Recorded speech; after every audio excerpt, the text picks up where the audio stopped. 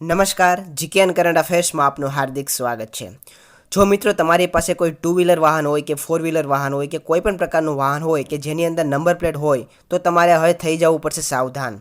જો તમે નંબર પ્લેટમાં છેડછાડ કરી તો હવે આઈપીસી એક્ટ હેઠળ નોંધાશે ગુનો અને તમારી ધરપકડ પણ થઈ શકે છે। સંપૂર્ણ માહિતી આપણે વિડીયોમાં જોઈશું, તો વિડીયોને અંત સુધી જોજો અને ચેનલ ઉપર નવા હો તો ચેનલને સબસ્ક્રાઈબ કરવાનું ના ભૂલતા।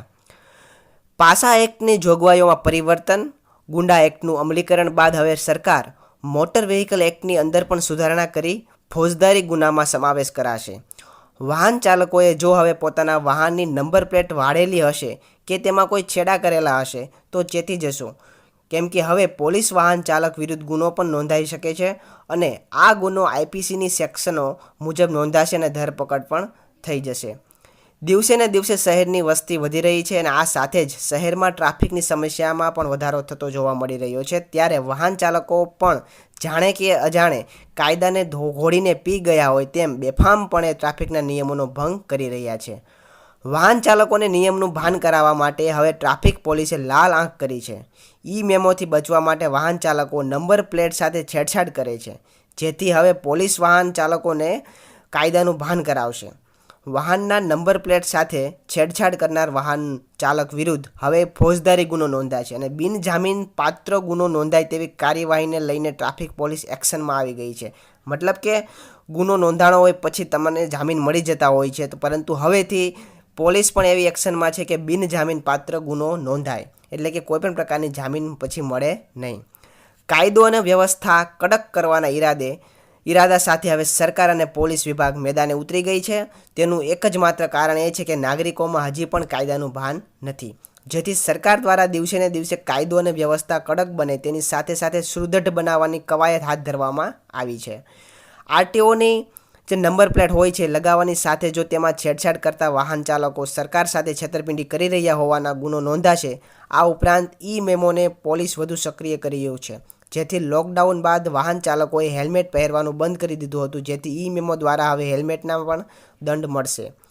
ટ્રાફિકના નિયમોનું પાલન કરાવવા પોલીસે દંડ આપીને વાહન ડિટેઇન કરતી હતી, પરંતુ હવે તો વાહનના માલિકની ધરપકડ કરીને તેને જેલના હવાલે કરી દેવામાં આવશે, કારણ કે ટ્રાફિકના નિયમોનું ઉલ્લંઘન હવે ફોજદારી ગુનો બનશે।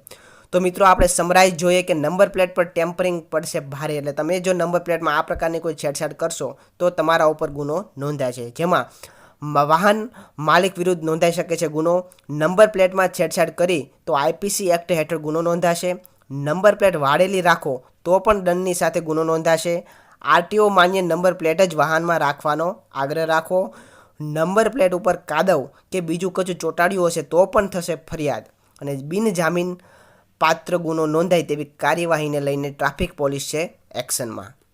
તો મિત્રો હવેથી તમારે નંબર પ્લેટને એકદમ જે આરટીઓ માન્ય છે એવી જ નંબર પ્લેટ રાખવી પડશે અને એકદમ સ્વચ્છ અને સીધી રાખવી પડશે। કોઈપણ પ્રકારનું ટેમ્પરિંગ એટલે કે કોઈપણ પ્રકારની છેડછાડ તમારે નંબર પ્લેટમાં ચાલશે નહીં। જો એવી પ્રકારની નંબર પ્લેટ હોય તો તમે બદલાવી લેજો અને જો વાંકાચૂકી થઈ ગઈ હોય તો એને સીધી પણ કરી લેજો। જો કોઈપણ પ્રકારનો નંબર પ્લેટમાં પ્રોબ્લેમ હશે તો તમારા વિરુદ્ધ કાયદેસરનો ગુનો નોંધાશે અને તમારી ધરપકડ પણ થઈ શકે છે।